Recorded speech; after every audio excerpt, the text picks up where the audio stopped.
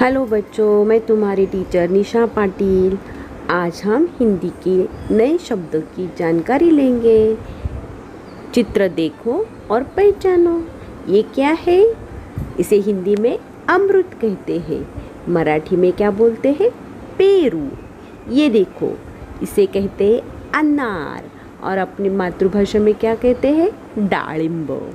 और ये देखो, सबसे प्यारा आम। इसे मराठी में बोलते हैं आंबा। आगे देखो, अब ये कौन सा फल है? ये भी बहुत प्यारा है।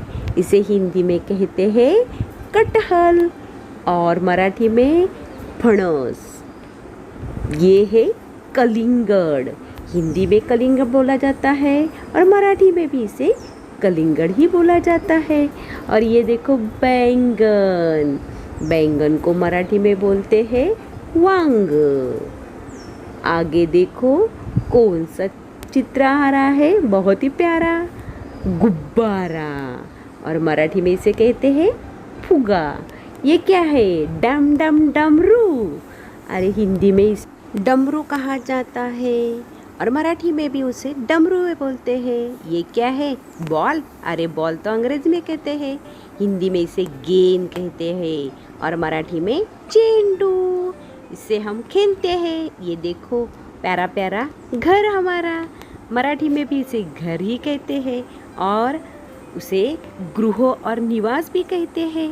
ये देखो, बड़ी बड़ी इमारत।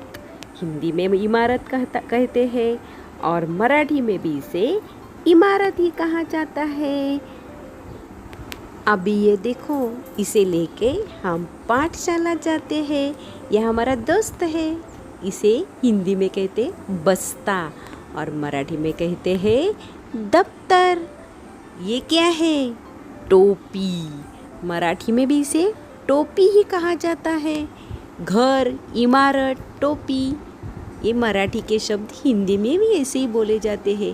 ये फूल है, कौन से? बेला के। इसे मराठी में बोलते हैं मोगरा। और ये कौन से फूल है?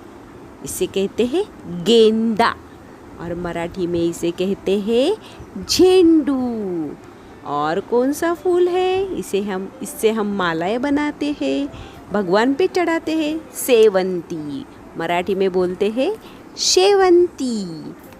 और ये देखो, गिलास में क्या है? पानी। और मराठी में बोलते हैं पानी। न और न का फर्क है। पानी हिंदी में और मराठी में पानी। ये क्या है? नदी। हिंदी और मराठी में नदी ही बोला जाता है।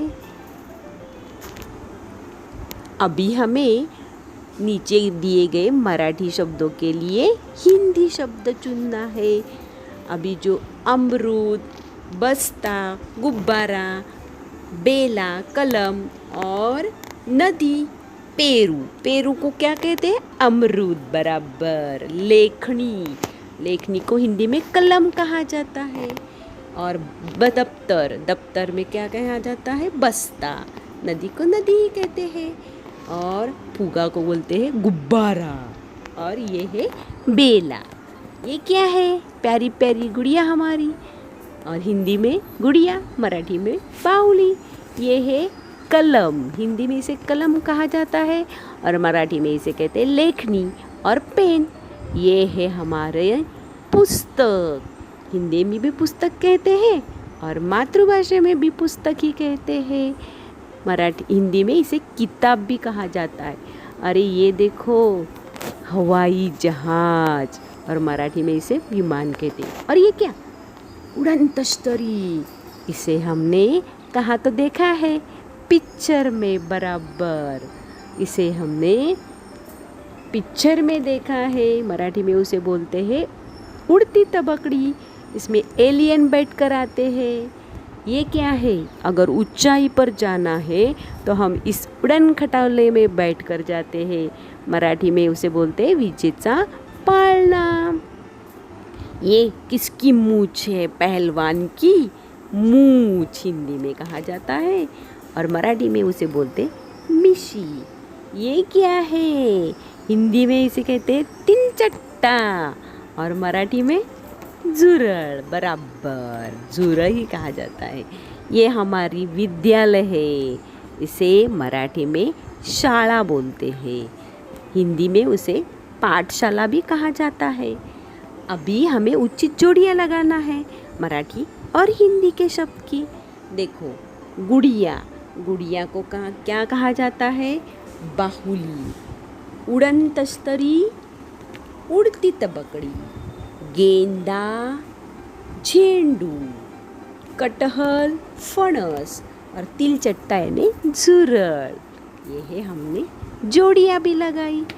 अभी देखो, हमारे सामने नज़दीकी कौन बैठा है? यह कुत्ता है। वो नज़दीक है, निकट है, इसीलिए मैंने कहा यह कुत्ता है। अगर कुत्ता दूर पर बैठा है तो मैं क्या कहूँगी? वह कुत्ता है, तो हम वह बोलते हैं। दूर के लिए वह बोला जाता है, वह कुत्ता है। और निकट के लिए यह कहा जाता है। अगर अभी देखो, हमारे सामने यह फूल है, क्योंकि ये नज़दीक है, और दूर पर फूल रहेगा तो हम उसे क्या कहेंगे? वह फूल है। यह और वह। धन्यवाद। Thank you for watching.